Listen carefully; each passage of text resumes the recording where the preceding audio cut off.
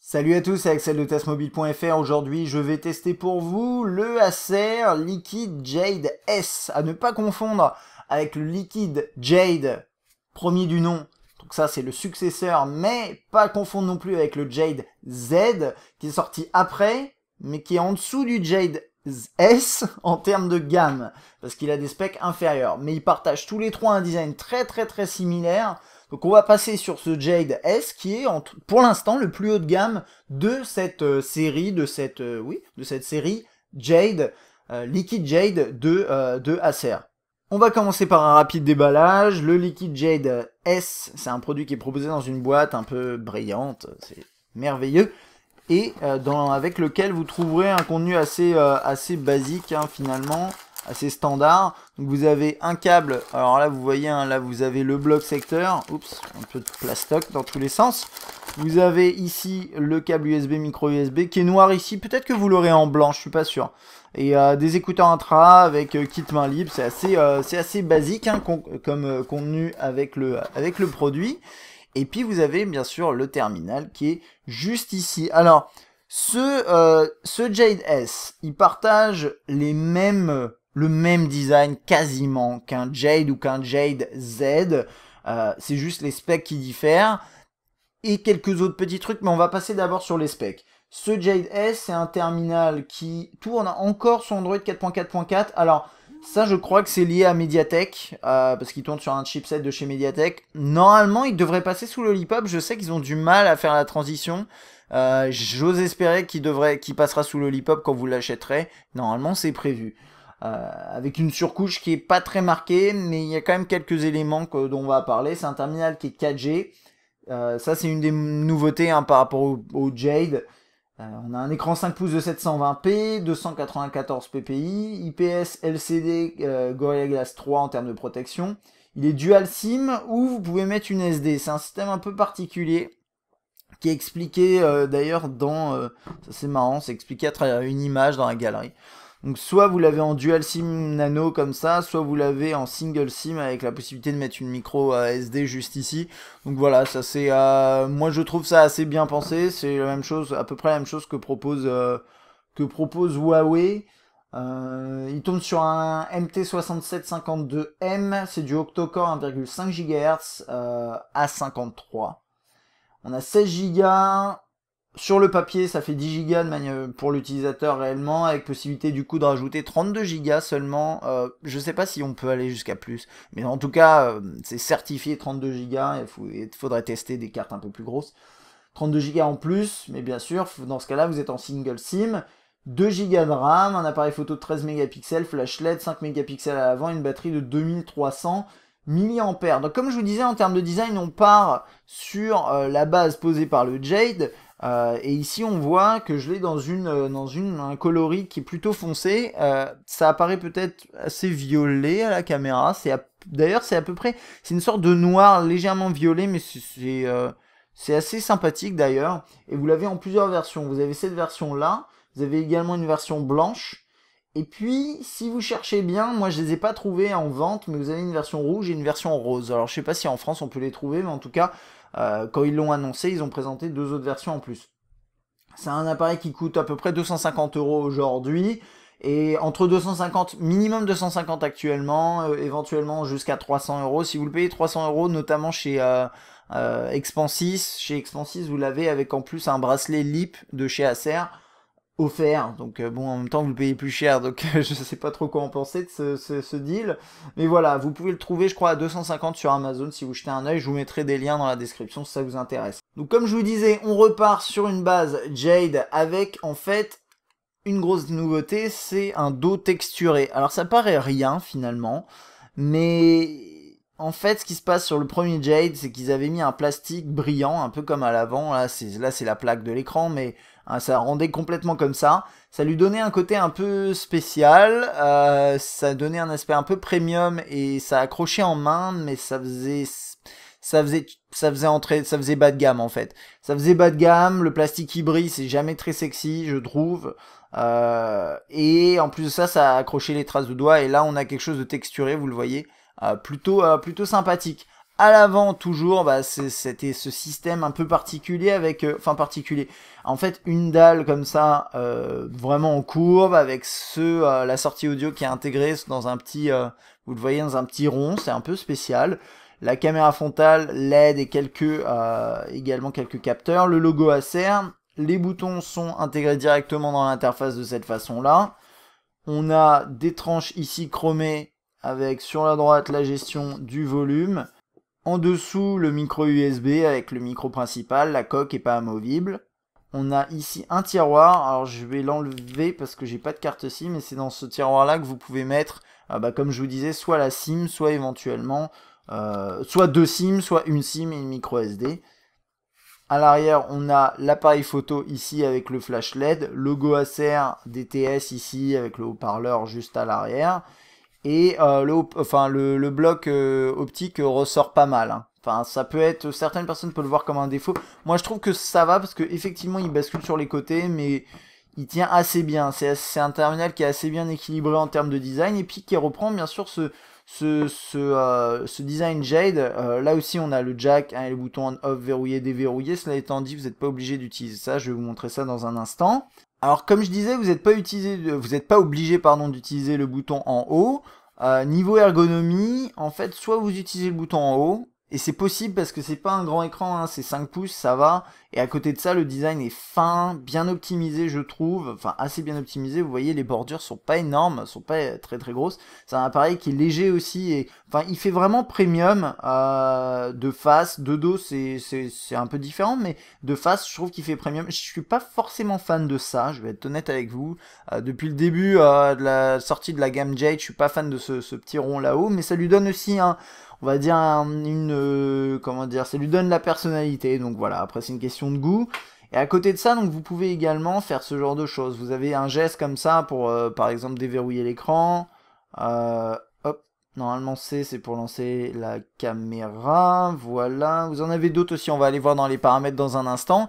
Mais niveau ergonomie, c'est plutôt bien. C'est un appareil qui est agréable à utiliser, agréable à prendre en main. Moi, je trouve que c'est top. Il est léger, il est fin, globalement c'est plutôt bien. Il y a juste un tout petit truc, c'est que la coque arrière, en fait, j'aime mieux le côté texturé, mais ça glisse du coup dans la main.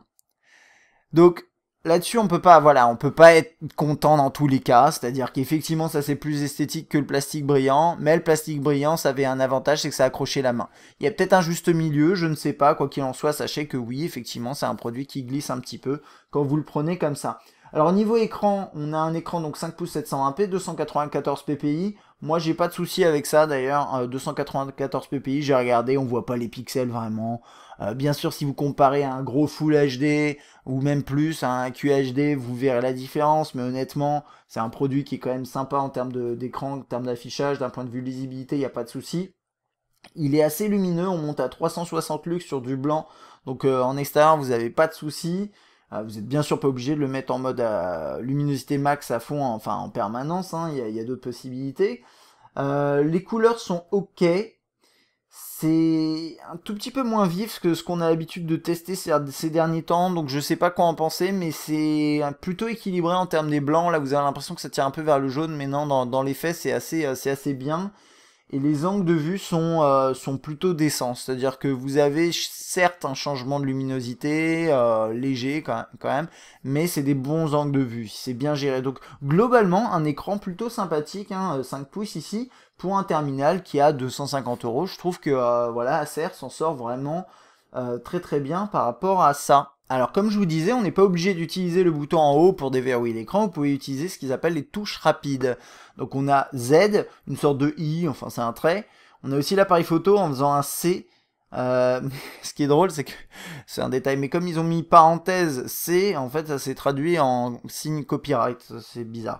Mais sinon non, donc vous pouvez faire C comme je disais, vous pouvez faire, voilà. Normalement c'est un peu plus rapide que ça. Vous pouvez faire également Z pour lancer la musique. Ou V éventuellement pour un appel. Voilà, moi ce que je trouve le mieux c'est tout simplement le fait de pouvoir faire ça pour déverrouiller, c'est top. C'est pas comme le double tap, il n'y a pas de double tap, et bien sûr si vous faites ça ici, bah, il va rien se passer, mais honnêtement ça marche plutôt bien. Là, on a un accès rapide à certains paramètres dans tout ce qui est tiroir de notification. Donc on a, je vais parler globalement de l'interface du terminal. Maintenant, je vais me focaliser aussi sur les trucs un petit peu nouveaux. Enfin nouveaux, les éléments apportés par Acer dans cette surcouche sur ce Jade S. Alors, je vous ai montré le système de dessin. Ici, on a également Float Caller. Float Caller, c'est un système que je ne vais pas pouvoir vous montrer là, mais en gros, quand vous avez un appel et vous êtes en train de faire quelque chose, eh bien, vous aurez une petite fenêtre pop-up avec l'appel entrant. Vous pourrez même juste le zapper, le mettre de côté, continuer à faire ce que vous êtes en train de faire, ou bien décrocher et continuer à faire ce que vous êtes en train de faire. Il n'y a pas de problème par rapport à ça, donc ça c'est sympa. Vous pouvez l'activer ou le désactiver si vous n'aimez pas cette fonctionnalité. Vous avez un mode économie d'énergie éventuellement à activer. La luminosité qui se gère de cette façon-là, donc là je suis au max. Pour le test, je laisse comme ça. Bon. Ouais, vous voyez les blancs là, ça passe pas très bien à la caméra. Donc désolé, je vais le mettre comme ça pour l'instant. Que dire de plus? La consommation de données qu'on a ici. Là, on appuie là et ça, j'ai pas compris en fait ce que c'était. Je suis désolé, mais message, je sais pas ce que c'est.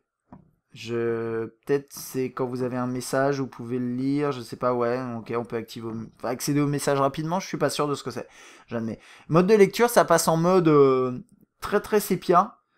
Pareil, hein, pour avoir les yeux plus au calme, quand vous lisez un contenu, c'est pas une mauvaise idée à tester. Une lampe torche qu'on active ici, avec différents modes. Donc là, c'est lampe torche, ça c'est différentes luminosités, enfin ça c'est clic comme ça. Ça c'est le mode SOS, donc ça fait du morse. Voilà, SOS. C'est top. Si vous avez un souci, maintenant il y a des applications qui font ça, hein, y a pas de on n'est pas obligé de l'utiliser, hein, bien sûr. Vous voyez quand même l'affichage est assez réfléchissant, hein, là, vous voyez, on voit bien la caméra qui est juste au-dessus, c'est un peu dommage, mais bon, ça va pas gêner normalement pour la vidéo. Alors, tiroir des notifications juste ici, notez que j'ai une mise à jour en attente, normalement c'est pas le passage à Lollipop, cela étant dit, le problème c'est que je peux pas l'installer parce qu'il faut impérativement, je vais vous montrer, avoir une micro SD. J'ai voulu l'installer, mais j'ai pas de micro SD là pour faire ce genre de choses, donc bon, on va dire tant pis. Mais quand on regarde là, c'est correction de graphisme dans les écrans de jeu, bon ok. Correction d'un problème de redémarrage intermittent, moi je l'ai pas constaté, mais éventuellement vous pourrez l'avoir. Amélioration du système, voilà. C'est 131 MO, donc c'est pas, voilà, c'est pas le Lollipop. Mais bon, j'aurais bien aimé quand même l'installer pour le test, malheureusement j'ai pas pu le faire. Non, c'est pas ça que je voulais vous montrer, je voulais vous montrer les paramètres. Donc vous avez vu ici, vous pouvez gérer les deux SIM, hein, ça se passe ici. Donc là, il n'y a aucune SIM insérée pour le test. Là, la gestion du son ici, la gestion de l'affichage également. On peut changer le thème qui est utilisé, mais c'est des thèmes c'est pas des gros thèmes, hein. C'est pas un système de thème très poussé. Vous pouvez personnaliser éventuellement ici avec le fond d'écran, ce genre de choses. Touche rapide, ça je vous ai montré ça tout à l'heure. Sécurité, confidentialité. Hop, ça également. Alors ça, vous pouvez gérer la programmation mise en marche arrêt, c'est-à-dire la nuit qui s'éteigne et qui se rallume le lendemain, par exemple. Ça peut être pratique si vous voulez économiser de l'autonomie la nuit. Pourquoi pas? Moi, je trouve que ça a du sens. C'est plutôt bien intégré, donc pourquoi pas, ouais. Et qu'est-ce que je voulais vous montrer d'autre? Je pensais à autre chose, juste simplement vous montrer le stockage. Vous voyez, vous avez 10 Go, un peu moins de 10 Go disponibles pour l'utilisateur. Sur ici, 16 Go sur le papier. C'est assez classique, ça fait quand même 6 Go qui sont occupés par différentes choses. Notamment là, j'ai installé un jeu, donc il y a un petit peu moins, on va dire, mais quand même. Donc voilà, ensuite vous avez l'accueil, personnalisable avec des widgets, fond d'écran, icônes, etc. Le classique.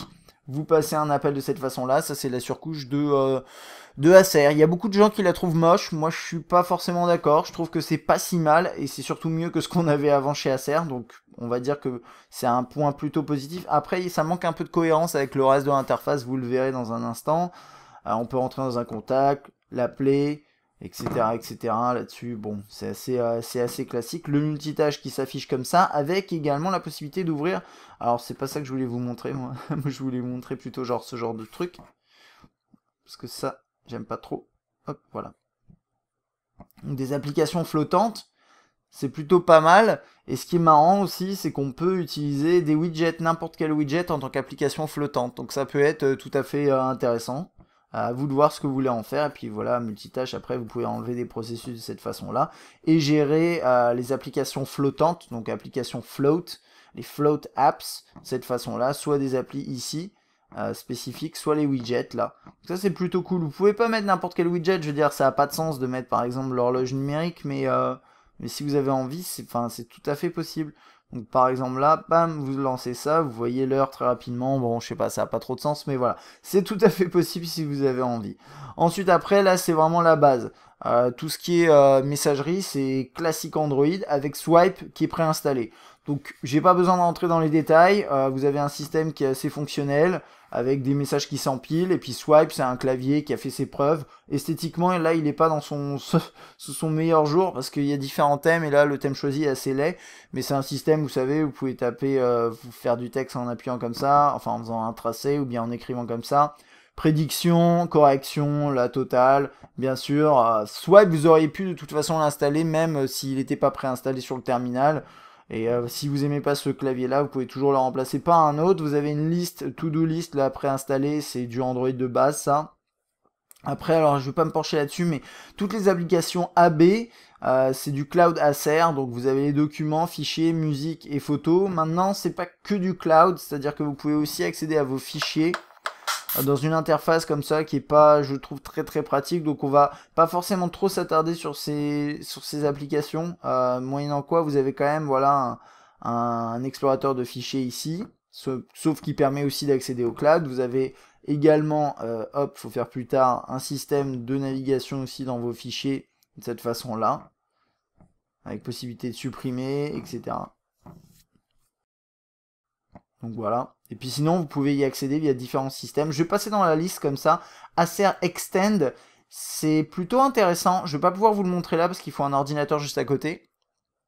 Mais en gros, ça permet quand vous appuyez sur On, donc là j'ai mon PC qui est réglé, vous installez une application, bien sûr, et vous allez en fait voir l'écran de votre smartphone sur votre ordinateur. Vous pouvez le gérer avec la souris, taper du texte, envoyer des textos. Donc si par exemple vous le connectez avec votre ordinateur au boulot, vous arrivez au taf, vous appuyez sur On, vous mettez votre terminal de côté et vous avez votre smartphone sur le côté. Si vous avez envie de répondre rapidement à des textos, ce genre de choses, accéder à des informations qui sont sur votre smartphone, ça peut être tout à fait possible. Et ça c'est pas mal. Un système de navigation qui est préinstallé par Acer, que vous avez peut-être envie d'utiliser. Moi personnellement j'ai pas souhaité m'attarder dessus, mais il est proposé. Sachez que Google Maps est bien sûr disponible. Vous avez SnapNote, qui est assez intriguant comme système, je le trouve plutôt pas mal. Je peux essayer de vous montrer ça très rapidement. Alors attendez, je prends une photo, vous voyez peut-être pas bien, c'est la boîte Acer du terminal, donc que je vais prendre de côté. Ce sera peut-être pas détecté, si c'est pas détecté, c'est pas grave. Si, voilà. Vous voyez ce que ça a fait ou pas? Ça a remis droit. Alors en fait, le principe, c'est, imaginons que vous êtes vous êtes dans une conférence, je sais pas, une présentation lambda. Eh bien, vous prenez une photo d'un document, ou ça marche aussi en prenant une photo d'un document, bien entendu. Prenez la photo du document ou de l'écran ou quoi que ce soit, et ça va repérer que l'angle n'est pas le bon. Alors, notamment à mon avis par rapport au texte, ce genre de choses, et ça va rendre tout droit. Alors bien sûr, plus l'angle est marqué, plus le rendu va être compliqué, va être assez moche finalement, mais j'ai fait des tests avec des feuilles que je prenais à des angles assez extrêmes, et honnêtement, ça rend vraiment pas mal quoi. Donc moi je trouve que c'est intelligent comme système, et c'est plutôt cool. Vous avez ici l'agenda de base dans Android, l'appareil photo, vous avez pas mal de fonctionnalités avancées avec Acer. Et ça, c'est plutôt chouette. Cette interface, elle permet rapidement de prendre une photo comme ça, de filmer rapidement en appuyant ici. Vous pouvez prendre une photo pendant que vous filmez. Vous avez un mode en accès rapide qui est là. Là, ici, c'est Bright Magic, qui est un mode vraiment automatique qui permet de prendre les meilleurs clichés. Mais si vous voulez, vous pouvez changer ça. Et ça, moi, j'aime bien parce que, par exemple, vous pouvez avoir le mode HDR en accès rapide. Et ça permet, si vous le souhaitez, de prendre rapidement un cliché HDR.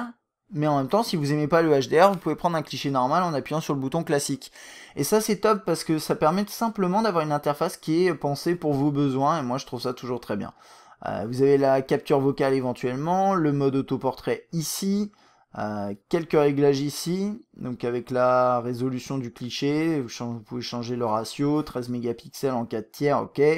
ISO, mode préféré, ça on en a parlé, toucher pour capturer, stabilisateur vidéo, 1080p maximum au niveau de la capture. Vous pouvez régler où est-ce que les clichés s'enregistrent, et ici vous avez différents modes, HDR, panorama, embellissement, dual shot, etc. Présentation gourmet, optimisé pour prendre les plats, enfin de la nourriture, donc ça c'est plutôt marrant. Mode HDR, mode nuit ici, enfin bon, on parlera de la qualité dans un instant, il y a pas mal de possibilités, et cette interface est plutôt réussie, ce petit bloc là est très sympathique à utiliser je trouve. Donc voilà, ça c'est pour tout ce qui est vidéo. On peut enregistrer en mode timelapse éventuellement en changeant les réglages ici. Enfin voilà, il y a pas mal de possibilités là.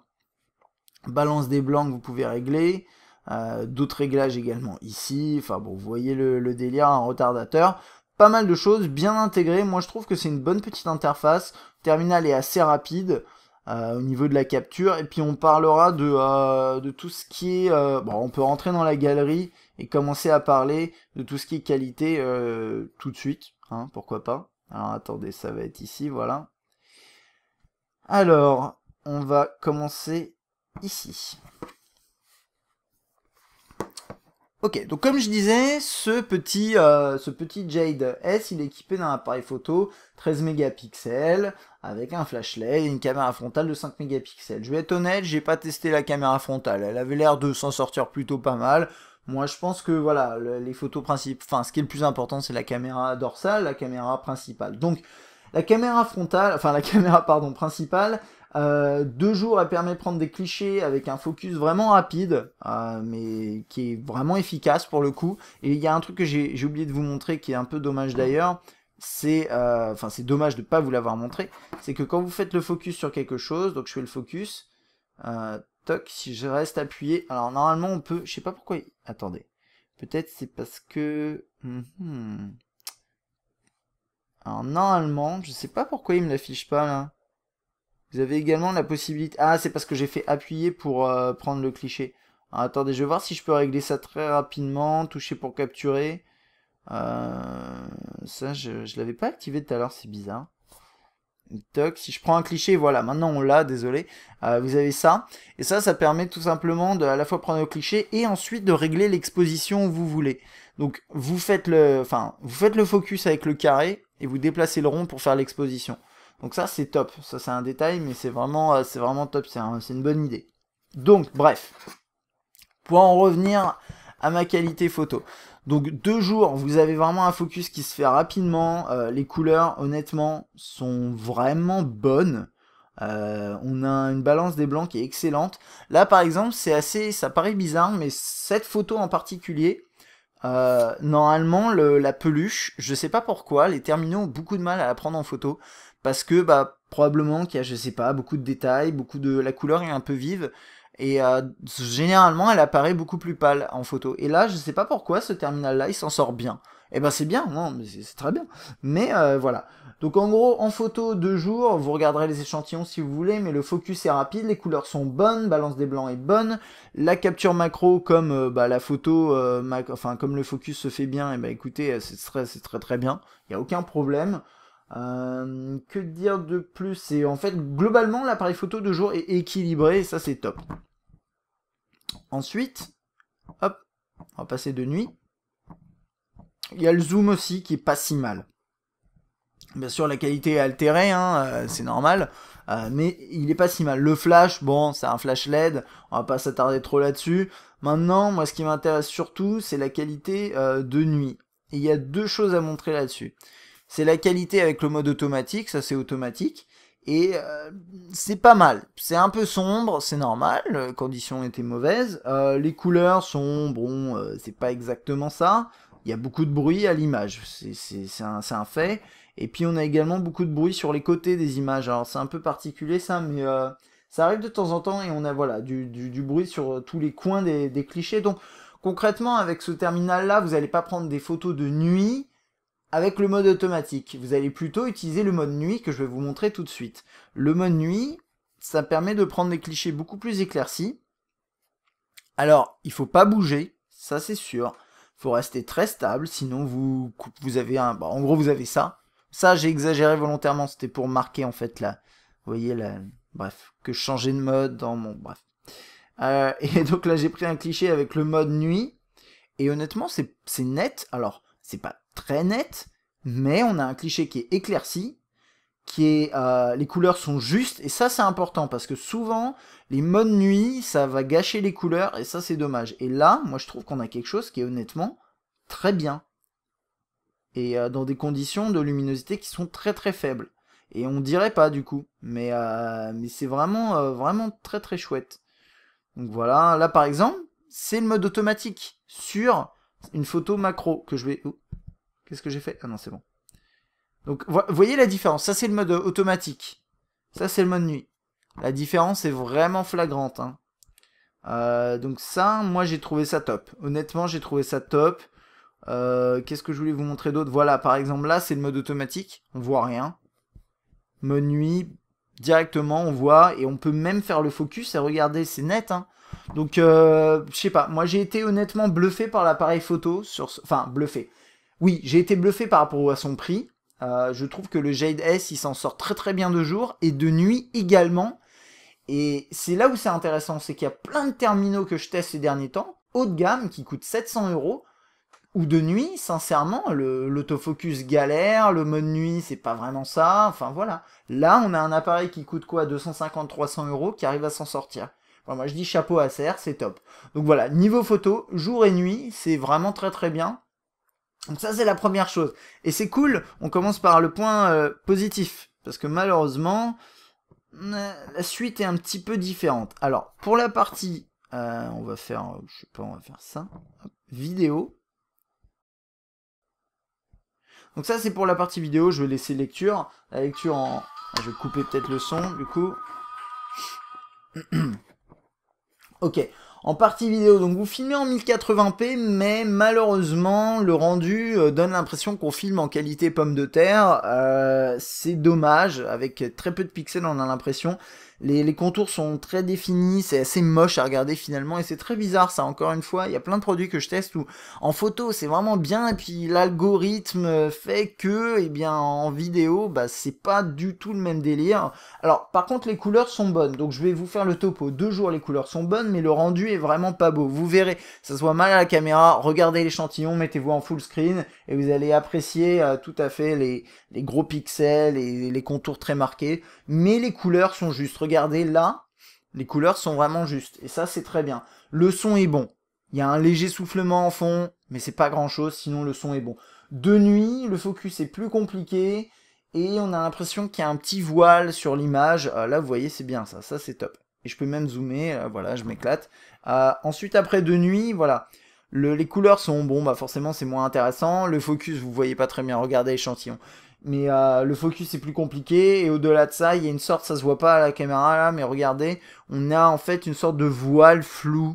C'est pas que le focus se fait mal, c'est juste que les éléments sont nets, mais il y a comme un flou autour. C'est très bizarre, c'est comme je dis, c'est comme s'il y avait un voile. Et c'est un peu dommage, du coup c'est pas terrible.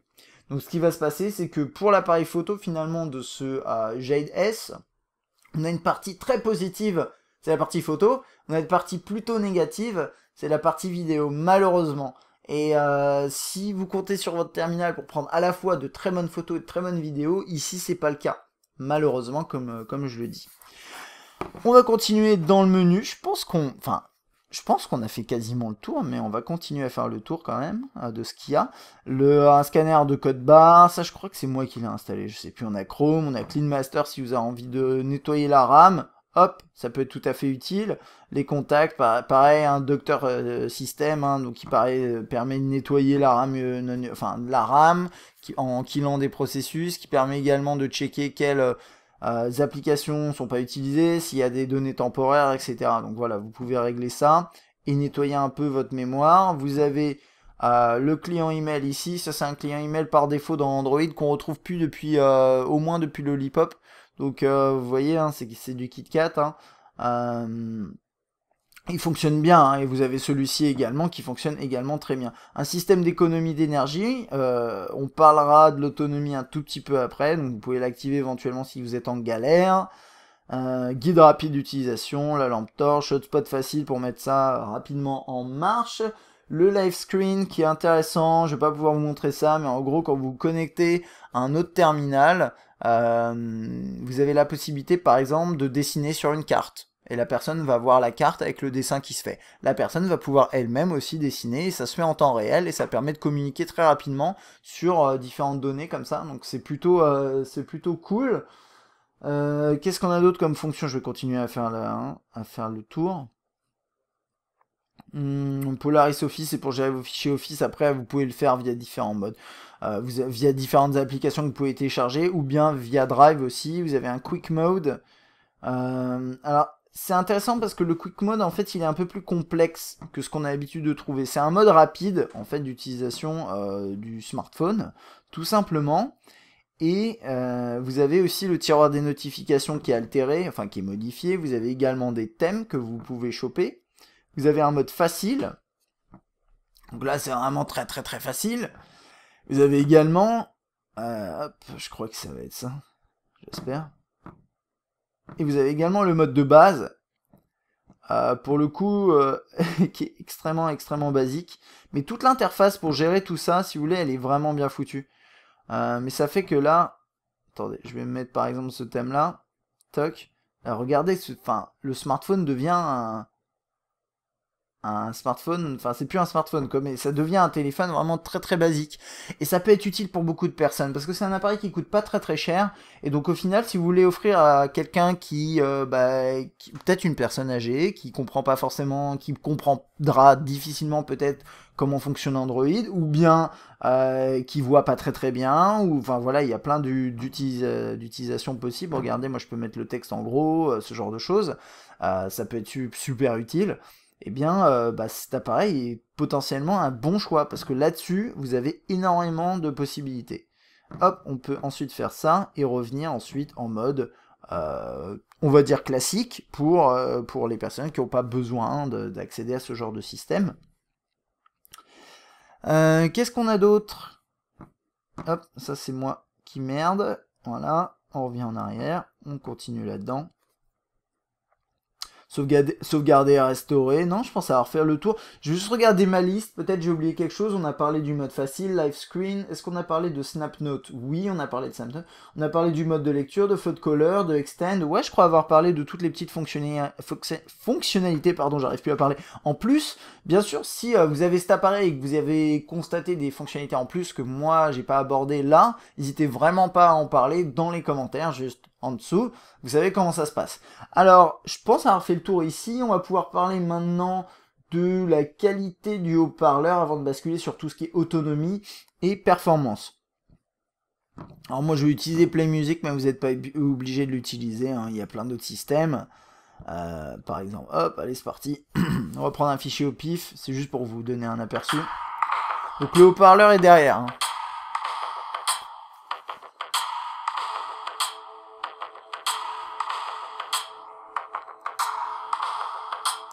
Bon, c'est pas passionnant, mais il y a un truc que je veux vous montrer aussi, écoutez bien.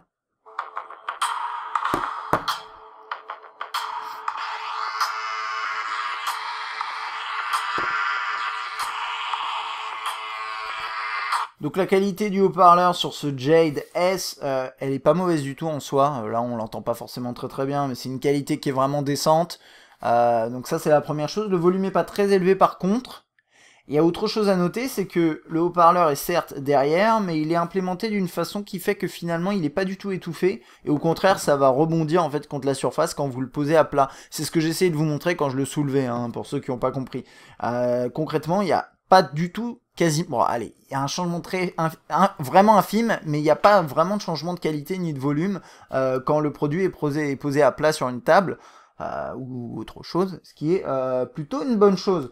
Niveau autonomie, moi c'est un produit, j'ai constaté qu'il y avait une autonomie qui n'est pas excellente. Vous avez une batterie de 2300 mAh qui devrait vous offrir une journée d'autonomie en moyenne. Éventuellement, vous irez jusqu'à la journée et demie si vous l'utilisez de manière vraiment plus légère, mais tablez plutôt sur une journée. Donc c'est dans la moyenne, c'est plutôt moins bon que ce qu'on espérerait, mais il faut pas oublier que c'est un appareil qui coûte 250-300 €. On peut pas espérer peut-être plus, on aurait pu espérer plus bien entendu avec une batterie de meilleure capacité, peut-être 2500-2800 mAh, ça aurait été intéressant. Bon, là vous avez une journée d'autonomie en moyenne. On va maintenant parler performance. Alors, le Jade S, c'est un terminal qui score 39 000 sur Antutu, c'est à peu près 40 000 hein, du coup.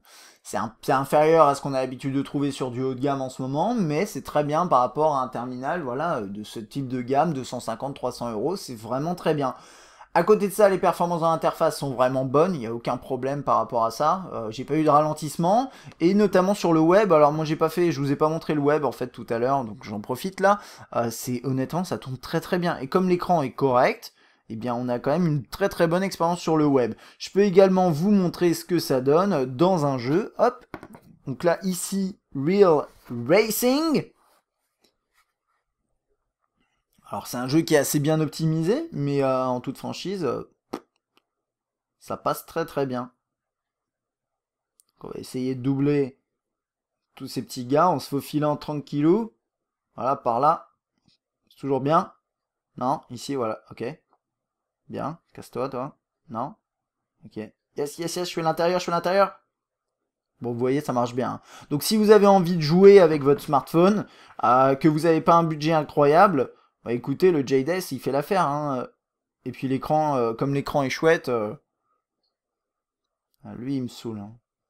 Bref, on va pas s'éterniser là-dessus. En tout cas, c'est un bon jeu, ce truc. Puis il est plutôt esthétique et ça permet de bien tester aussi certains smartphones. Voilà, bref. Voilà, ça c'était pour les performances, c'est ce que ça donne. Et en jeu, après, bien sûr, si vous téléchargez des jeux plus gourmands que ça, vous aurez peut-être plus de difficultés, moyennant quoi, aujourd'hui, il fera tourner tous les jeux gourmands, il n'y a pas de problème. Après, c'est sur la durée que vous aurez peut-être un souci, mais normalement, il n'y a aucun problème avec ce produit. Il est temps de conclure sur ce petit Jade S que j'ai plutôt apprécié en toute franchise. Déjà un design sympathique, ma foi, plutôt joli, plutôt réussi, une ergonomie qui est bonne, un écran qui est très correct, de bonnes performances, vous l'avez vu tout au long de ce test, quelques fonctionnalités sympathiques. Alors oui, Acer n'est pas la marque qui propose une surcouche la plus marquée, n'est pas la surcouche qui intègre le plus de fonctionnalités, le plus de gadgets, le plus de... voilà. Mais on a quand même quelques trucs, et après, si vous voulez personnaliser l'expérience, c'est à vous d'installer des applications. Et on a également le système double SIM qui peut être utile pour beaucoup de personnes, et une très bonne qualité photo de jour comme de nuit. De l'autre côté, on peut regretter l'absence de Lollipop. Je pense qu'une mise à jour devrait arriver bientôt. Allez, on croise les doigts.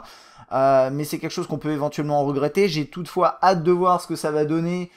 Lollipop chez Acer, est-ce qu'il y aura des changements au niveau de la surcouche ou pas? On l'avait vu un petit peu sur, je crois c'était il y avait un des 220, je sais plus lequel, qui tournait sous Lollipop, donc on verra ça, on le testera normalement, donc vous verrez ça à ce moment-là. Et puis à côté de ça, la qualité photo et vidéo, de jour comme de nuit, qui par contre, contrairement à la photo, bah c'est, j'ai dit photo et vidéo, vidéo tout court, vidéo de jour comme de nuit, qui est vraiment pas très bonne, contrairement à la qualité photo qui, elle, est vraiment au top. Voilà, ce sera tout pour ce petit Jade S. J'espère que ce test vous aura plu. Si c'est le cas, bien sûr, n'hésitez pas à laisser un petit commentaire ou à poser une question ou à appuyer sur like ou à faire tout en même temps. Vous faites exactement ce que vous voulez. Si vous avez ce produit, n'hésitez pas à donner votre avis sur le terminal. Si vous avez des remarques à faire par rapport aux points que j'ai pu aborder pendant ce test, bien sûr, n'hésitez pas. Si vous voulez acheter le terminal, regardez dans la description. Je vous ai mis un lien qui vous permet de l'acheter notamment sur Amazon. Je vous dis à la prochaine pour d'autres tests. Ciao!